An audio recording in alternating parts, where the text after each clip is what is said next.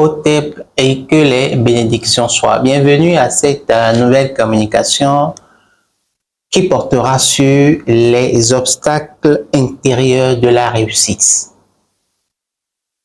Quoi comprendre par les obstacles intérieurs, comment les surmonter? Restez avec nous jusqu'à la fin pour découvrir donc toutes les pépites que nous aurons à partager avec vous dans cette nouvelle communication. Vous connaissez déjà mon invité habituel, M. Maurice Awinde, que je ne présente plus. Bonjour. Bonjour, M. Mario. Comment vous allez? Je vais divinement très bien. Ça fait toujours plaisir de se retrouver sur ce plateau pour échanger avec nos amis de l'autre côté. Même si vous n'êtes pas présent ici où nous sommes, c'est que nous sommes un. Et dans cette unité, lorsque nous vous parlons, on se parle. Bien sûr, lorsque nous vous parlons, on se parle et on apprend énormément. Énormément, oui. Alors, pour cette nouvelle communication, les obstacles intérieurs à la réussite. Alors, la question que je me suis posée, en tant qu'âme pure, infinie, limitée, comment je suis arrivé à me développer des obstacles intérieurs à l'épanouissement et à la réussite? Ça, c'est une très belle question. Alors, c'est une très belle question et nous allons peut-être d'abord nous entendre sur ce que nous appelons obstacle intérieur. Et lorsque on dit obstacle intérieur, cela veut dire qu'il y a un obstacle extérieur, intérieur, extérieur. Extérieur, bien sûr. Généralement, nous avons des difficultés que nous rencontrons sur le plan extérieur, c'est-à-dire un contexte qui n'est pas favorable à développer telle activité, un contexte qui n'est pas favorable à développer telle relation. Bien sûr. Peut-être la go me plaît bien.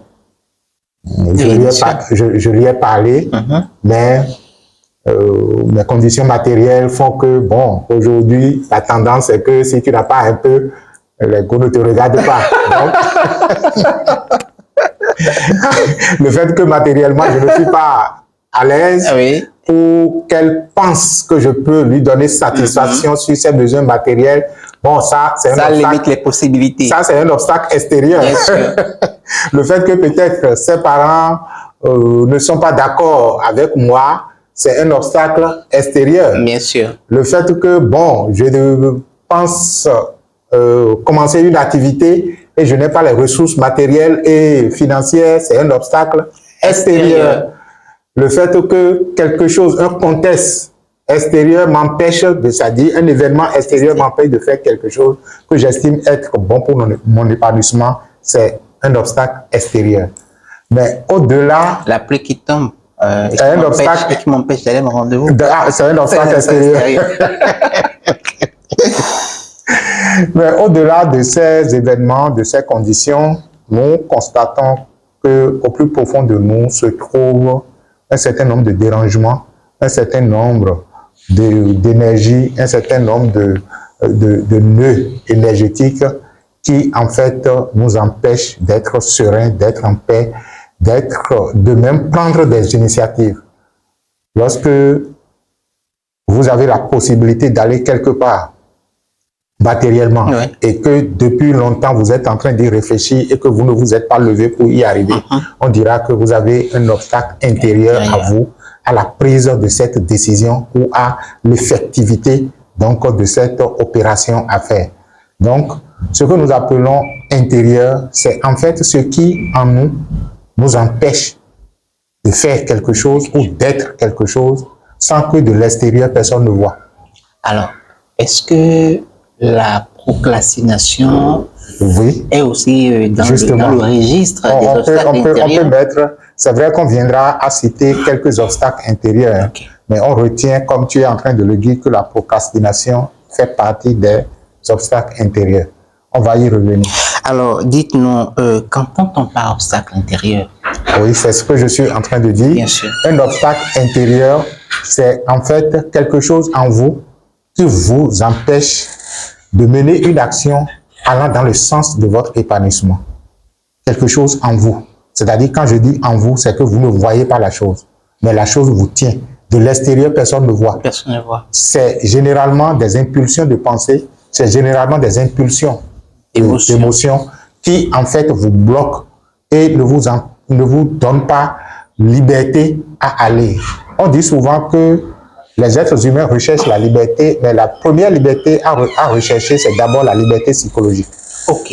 Et pour la plupart, psychologiquement, les êtres humains sont attachés. On dit souvent la meilleure façon de garder quelqu'un sous l'esclavage, c'est de garder au niveau psychologique. Ah oui, ça c'est vrai. Lorsque vous tenez les rênes de la pensée de quelqu'un, c'est que la personne est sous votre contrôle. Alors, rapidement, il y a une situation que l'on cite souvent, ou bien une situation réelle en fait. Hein.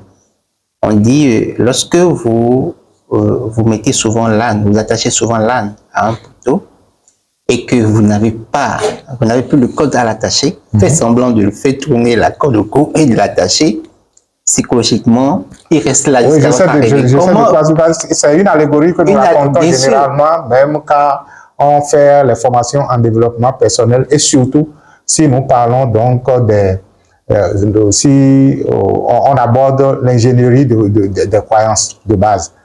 C'est tout à fait logique hein, que on est beaucoup plus tenu en esprit que physiquement. Et l'expérience que vous êtes en train de décrire vient prouver que lorsque quelqu'un est conditionné d'une certaine façon, même si ce qui l'a conditionné n'existe plus, la personne continue toujours d'agir comme si. C'est ainsi que si entre-temps vous aviez eu des obstacles psychologiques, non, des obstacles physiques, qui vous ont conditionné psychologiquement, même si ces obstacles physiques disparaissent, vous continuez toujours d'être psychologiquement attaché. Exemple, tout à l'heure, je disais, lorsque je suis un jeune garçon et que je vois la belle fille qui m'intéresse et que déjà, je ressens que mon niveau de vie n'est pas à la hauteur de la sienne pour que je puisse l'aborder, ça, c'était réel. On était élèves. Bien sûr. On n'avait pas l'argent. Bien sûr. Mais on voulait quand même, comme tout le monde, avoir quand même de belles go à côté. Bien sûr. Mais en même temps, quand on voit le niveau de vie de la go et on voit notre niveau de vie, on dit, ah, attention, je ne peux pas m'y approcher. Mais plus tard, quand tu seras même adulte et que tu auras les moyens matériels qu'il faut pour pouvoir aborder les femmes, tu auras de la peur à les aborder parce que ton mental va te dire, le truc là, le lien psychologique que tu avais eu dans le temps avec les conditions matérielles non satisfaisantes continue toujours de te tenir et de te dire, ah, attention, tu n'en es pas dit, tu n'en es pas dit, tu n'en es pas dit. Et apparemment, ça finit par créer un peu la timidité à aborder les personnes. Justement. Hein? Non seulement la timidité, mais si tu ne fais pas attention, tu verras toujours que tu n'es pas digne de ci ou de ça, même si finalement tu as les moyens matériels. C'est très, très délicat. Alors, dites-nous un peu, quels sont un peu les obstacles intérieurs et comment peut-on, disons, les comprendre? Oui, disons, nous allons donner quelques exemples. Lorsque nous les avons compris comme ça, comme étant des états de pensée, des états d'esprit, des états émotionnels en nous qui, en fait, nous empêchent d'être libres psychologiquement et de pouvoir poser des actions qu'il faut, de pouvoir prendre les décisions qu'il faut et de pouvoir assumer notre vie.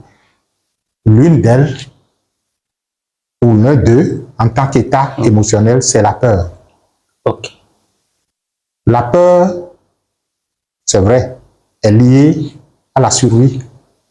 Mais lorsque la peur n'est pas perçue à sa juste valeur, et que la peur est, disons, réprimée encore et encore, ça devient de la peur malade. De la peur maladie, je voulais dire, c'est-à-dire la peur comme obstacle intérieur. Et vous aurez peur de tout et de rien.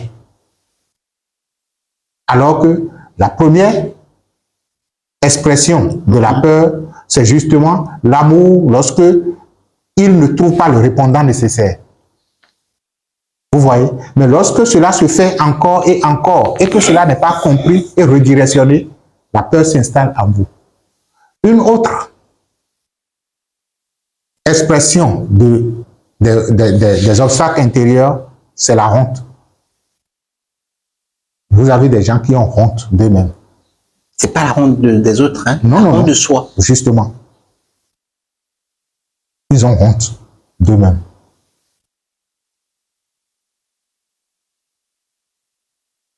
Parce que ils estiment qu'ils ne sont pas dignes d'eux.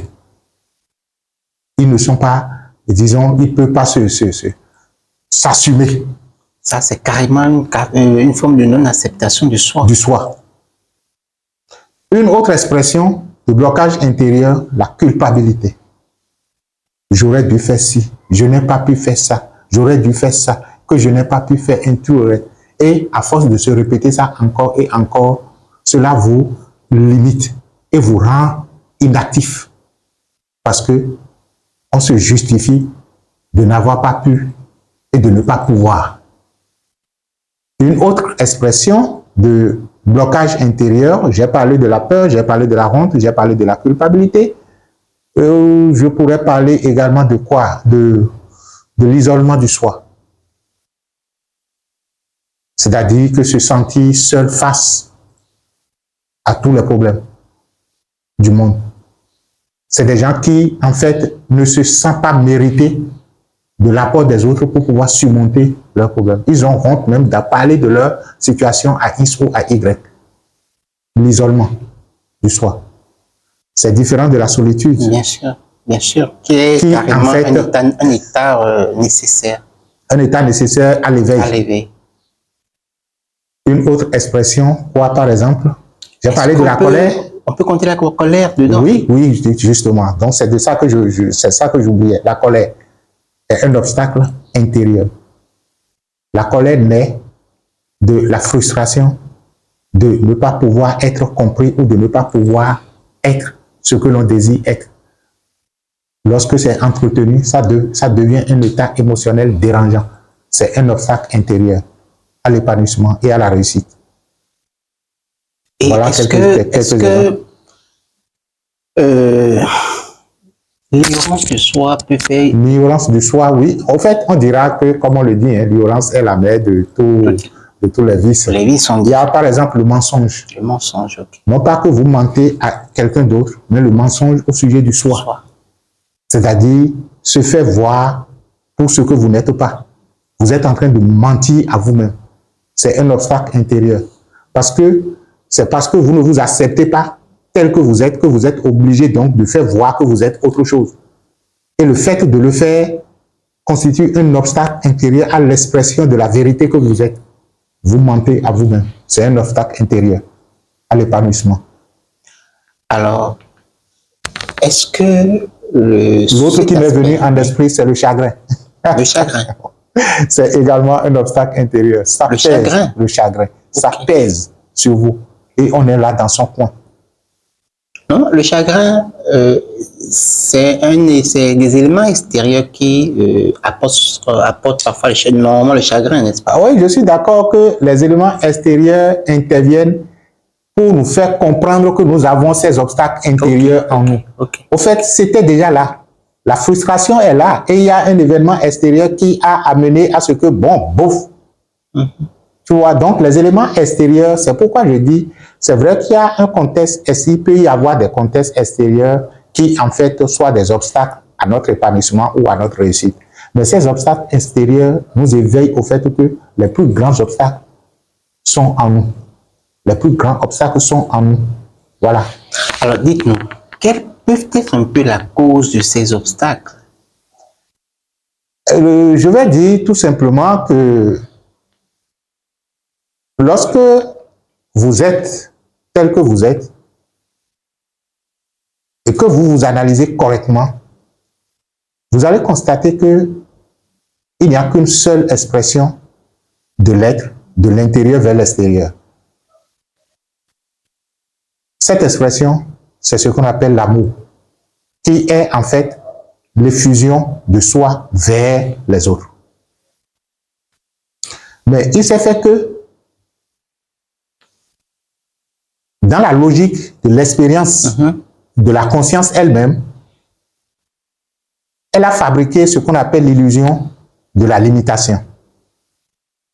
Et lorsque la limitation est intervenue, la seule expression qui est l'unité, qui est l'amour, s'est divisée pour donner l'amour et le non-amour. Et le non-amour dit, je ne me sens pas suffisamment grand pour me donner délibérément, non seulement à moi-même, mais aux autres. À partir de cet instant, la peur est instaurée. C'est-à-dire que si je me donne, je vais me finir. Bien sûr. Et puisque je ne veux pas me finir, je ne me donne pas. Tu vois l'origine de la peur? Bien sûr. Et ce que nous sommes en train de dire, quel que soit dans l'expression de votre regard, quel que soit dans votre parler, que ce soit dans votre parler ou que ce soit des actions matérielles que vous menez, vous allez constater que à des moments donnés, nous avons tendance à nous réserver. C'est-à-dire que, Mazébidjoa, ça c'est ma langue maternelle, c'est-à-dire je ne vais pas tout donner. C'est la peur de finir. Mais qu'est-ce qui peut avoir peur de finir si ce n'est ce qui est fini? Ce qui est limité. Ce qui est limité. Parce que l'infini ne peut pas avoir peur de finir. Bien sûr. Donc, c'est pour dire que nous sommes doubles de nature. Nous sommes intrinsèquement infinis et illimités, l'image et ressemblance de Dieu, l'espace infini et illimité que nous sommes, mais nous sommes en même temps ce qui est fini. Et ce qui est fini est, dans son processus naturel, sujet à l'effritement jusqu'à ce que finalement ça finisse. Et puisque ce qui est fini, c'est qu'il est finissable, il a peur de finir. Alors, dans ce, est-ce que alors l'expérience de ces obstacles intérieurs sont d'une conséquence naturelle? En fait, je pourrais dire que les obstacles intérieurs proviennent d'un processus naturel. Mais lorsque un processus est naturel, ça ne peut causer des dégâts à la nature elle-même. Ça permet à la nature de se régénérer. Mais lorsque les êtres humains ont pris ce qui est naturel et qui l'ont géré autrement, ça a donné ce que nous appelons aujourd'hui obstacle intérieur qui peut causer souffrance et dégâts. Donc, la démonstration que je faisais, c'est que nous sommes parvenus déjà au fait que l'expression l'unique de l'amour a généré le non-amour qui, en fait, a peur de finir parce qu'il est naturellement finissable. Mais si ce qui est finissable devrait finir, bon, laissez-le finir.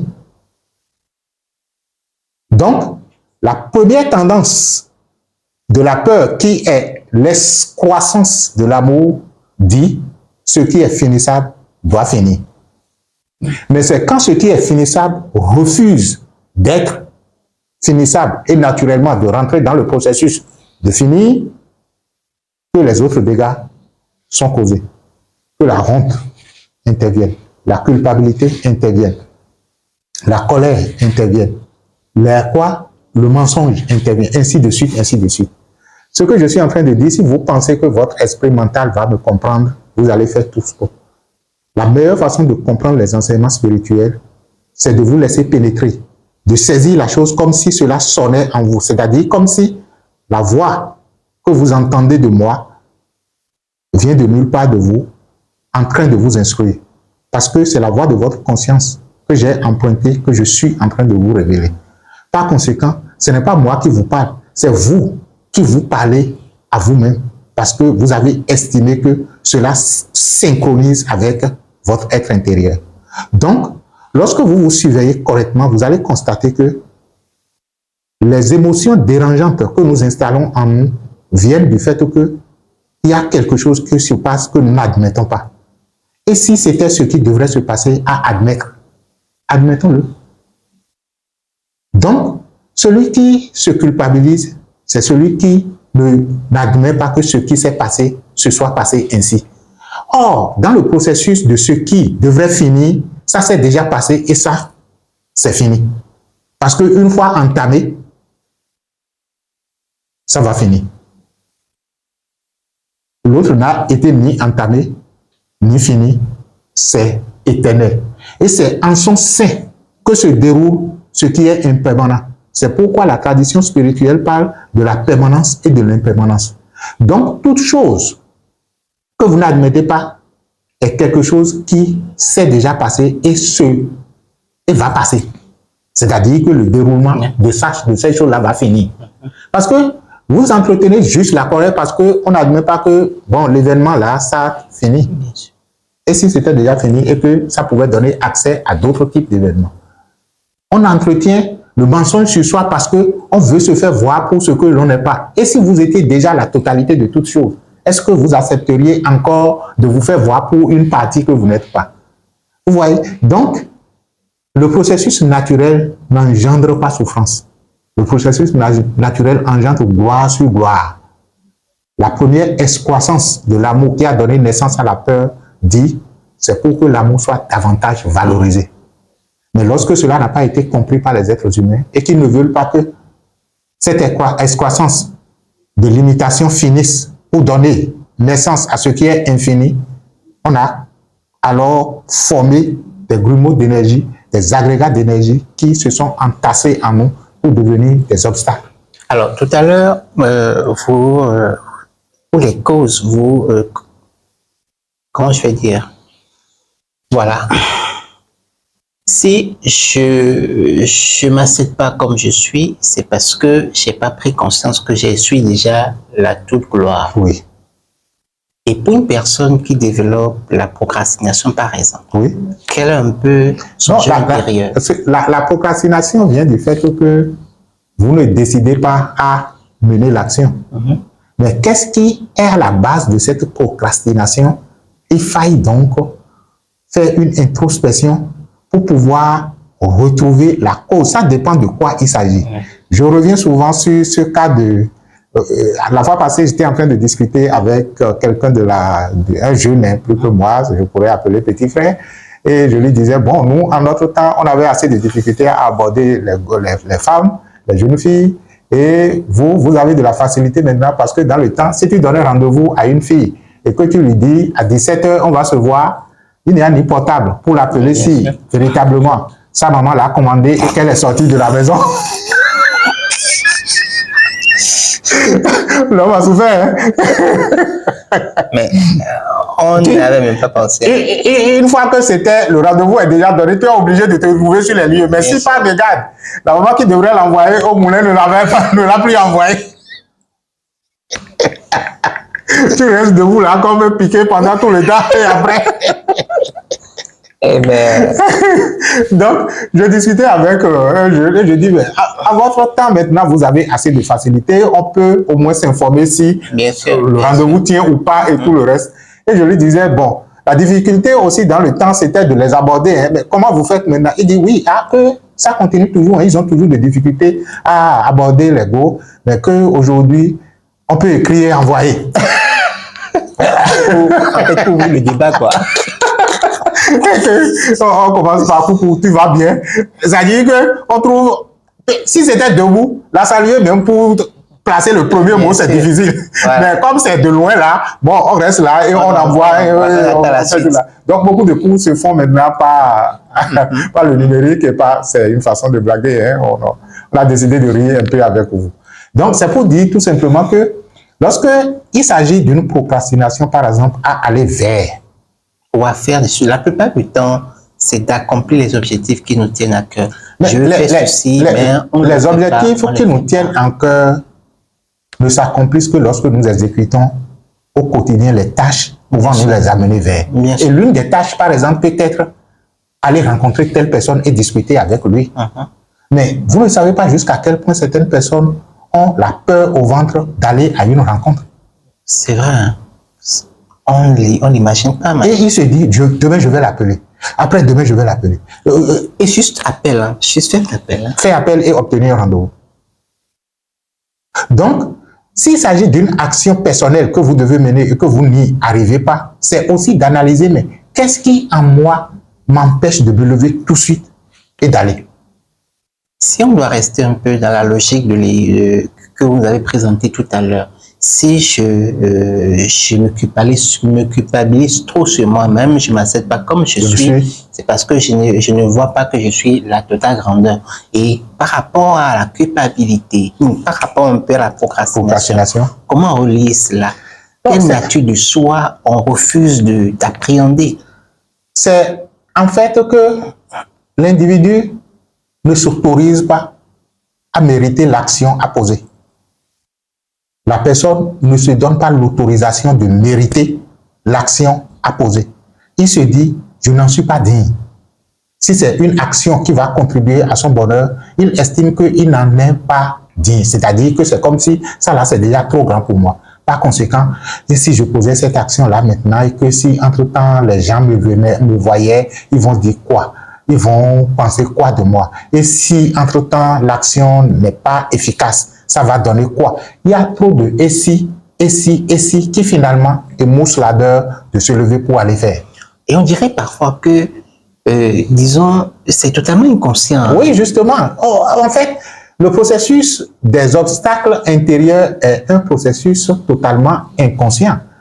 C'est pourquoi, lorsque vous rentrez dans un coaching d'accompagnement, la première des choses, c'est de vous faire découvrir ces obstacles intérieurs.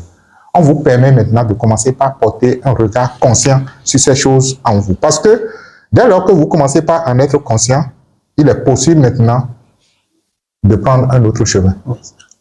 Au lieu de dire que vous allez les traverser. Parce que c'est les traversées qui constituent aujourd'hui le grand obstacle. Ils sont devenus déjà tellement gigantesques en soi qu'il n'est plus possible de les traverser. Mais on peut prendre un nouveau chemin. Alors, il y a de ces personnes qui ont vraiment le génie de justifier, par exemple, un état de colère. Oui. Pour dire, bon, moi, je suis comme ça. Alors, est-ce que l'obstacle peut être une nature à soi? Et jusqu'à ce qu'on se justifie et accepte que c'est... L'obstacle n'est pas une nature à soi, mais on peut faire de cet obstacle une nature de soi. Et vivre l'illusion que c'est ce que vous êtes.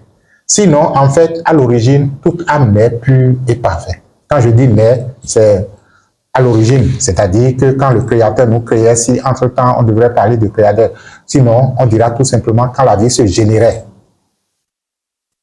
Nous sommes tous purs et parfaits.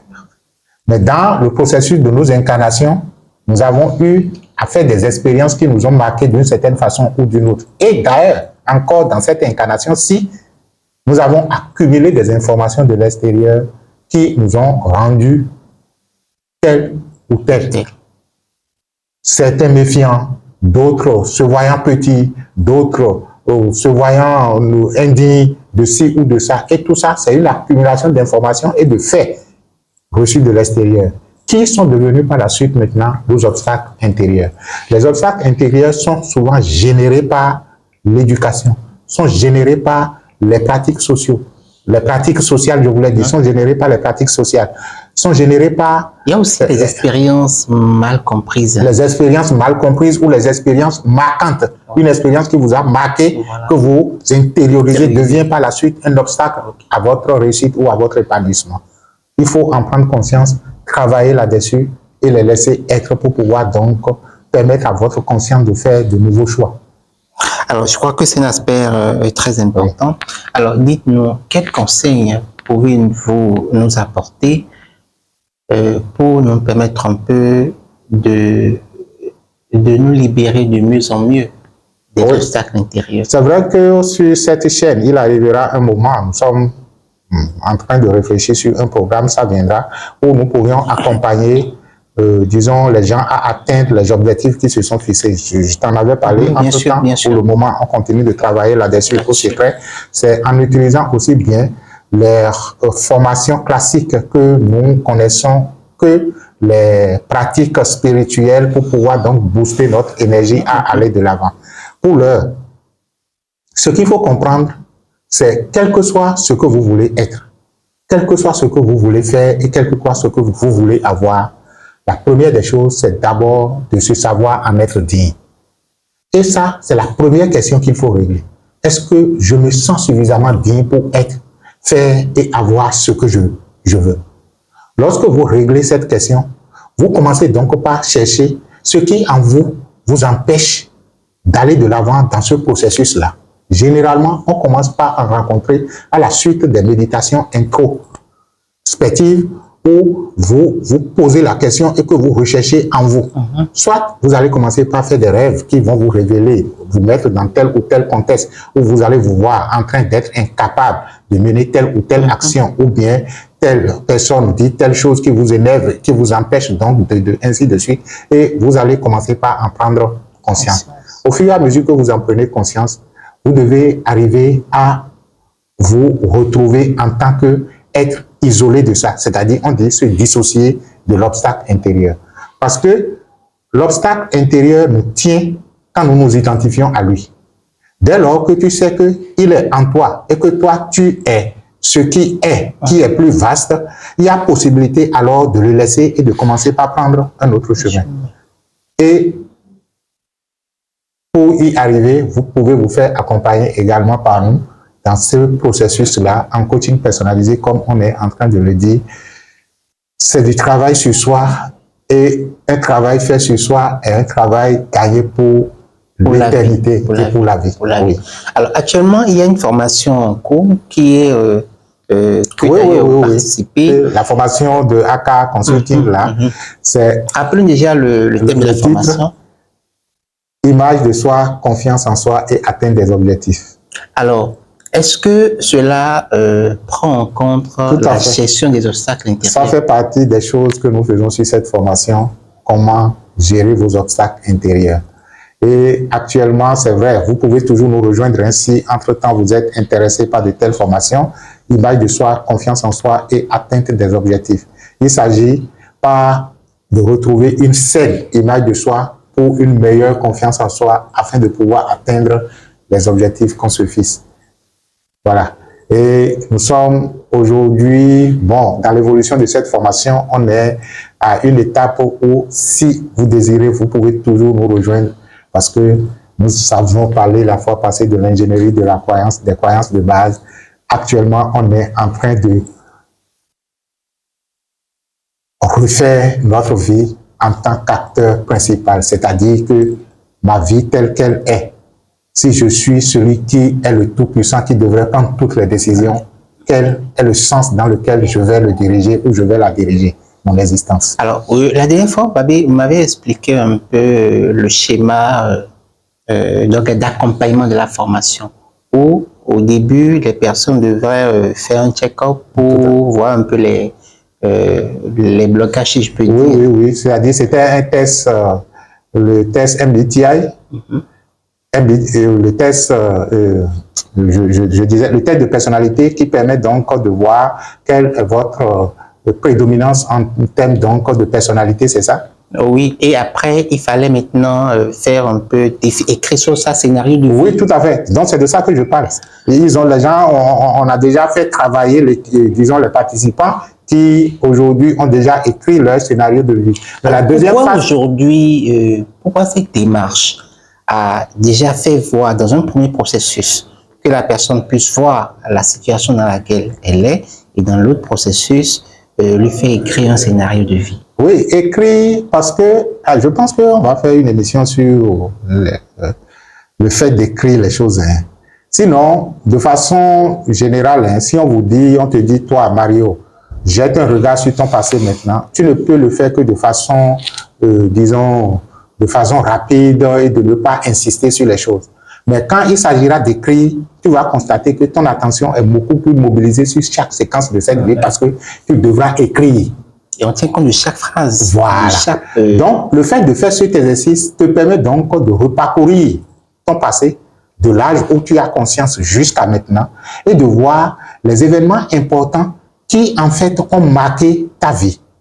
De leur donner, c'est-à-dire de dire comment ces événements ont marqué ta vie et de voir quelle est la suite de ce que ça a été ta vie après un événement marquant. Tu vois, donc ça, c'est la première partie du travail à faire. Mais la seconde partie, maintenant, s'agira donc de prendre toujours toi. Mais cette fois-ci, ce sera, mais si j'étais l'acteur principal, si c'était moi qui devrais décider de ce que la suite serait, qu'est-ce que j'aurais pu décider? Et ça te permettra maintenant, à partir de maintenant, de comprendre que pour les autres fois à venir, pour le reste de ta vie, voilà ce qui va se passer, c'est-à-dire que je suis le commandant de bord. Je suis le capitaine. Mais et c'est moi qui décide. Super, super. Et donc, tu n'es plus celui qui subit les événements, mais c'est celui qui crée maintenant les événements. Donc, c'est et même exemple, si, oui, apparemment, tu estimes que cela t'échappe, tu devrais retrouver la conscience de celui qui est en arrière-plan en train de créer ça, que la personne limitée physique ne le sache. Donc, ça suppose que si je veux, disons, prendre une partie de ma vie, travailler sur une partie de ma vie, par exemple, la vie du couple, par exemple, Oui. où j'ai eu des expériences qui ne sont pas très solvantes, Oui.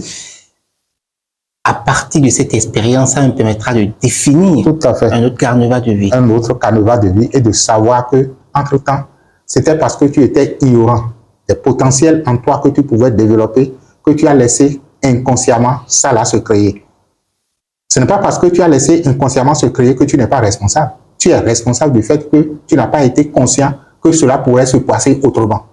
Maintenant, je suis conscient que ça pourrait se passer autrement et voilà ce que je veux que ça se fasse. Là, c'est intéressant. Du coup, quand vous parlez de l'atteinte des objectifs, c'est pas lié seulement à la vie professionnelle. Non, pas du tout, pas du tout, pas du tout. Quand on parle de l'atteinte des objectifs, c'est que nous n'avons pas les mêmes. Si quelqu'un est déjà professionnellement épanoui, ne lui demande pas maintenant c'est-à-dire dans une telle formation que ce soit nécessairement des objectifs à but professionnel qui suffisent.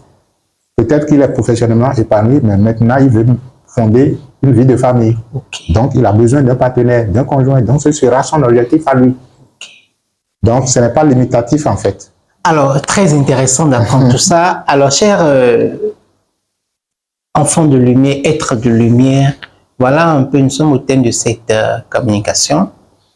Je vous invite à partager massivement ce capsule, liker, partager, afin de permettre à d'autres personnes de pouvoir quand même profiter de toutes les choses que nous partageons ici. Pour l'heure, qu'est-ce que vous laissez Je comme vous demande tout message? simplement de vivre chacun à son plein potentiel. Vivez à plein potentiel ou vivez pleinement votre potentiel. Parce que quand on dit potentiel, c'est infini et illimité. Donc, chaque instant doit être utilisé pour déployer le maximum qu'on peut de ce que nous sommes. Déployez-le dans votre vie professionnelle, déployez-le dans votre vie conjugale, déployez-le dans la société et il ne cherche qu'à être déployé. Ce qu'on appelle notre potentiel infini et illimité. Nous allons, on va l'utiliser à s'user. Et voilà que ça ne s'use pas. Donc, utilisez-le. Riez, souriez, donnez de l'amour à vous-même, partagez comme vous voulez et soyez tout simplement joyeux. Vous allez retrouver dans la description les numéros du cercle de la thérapie. Vous pouvez aussi, pour la formation image de soi, confiance en soi et atteindre des objectifs, vous pouvez encore rejoindre la formation. Dès que vous allez contacter le numéro pour avoir toutes les informations que vous souhaitez. Alors pour l'heure, je vous dis donc à bientôt. Merci et sachez que nous sommes un.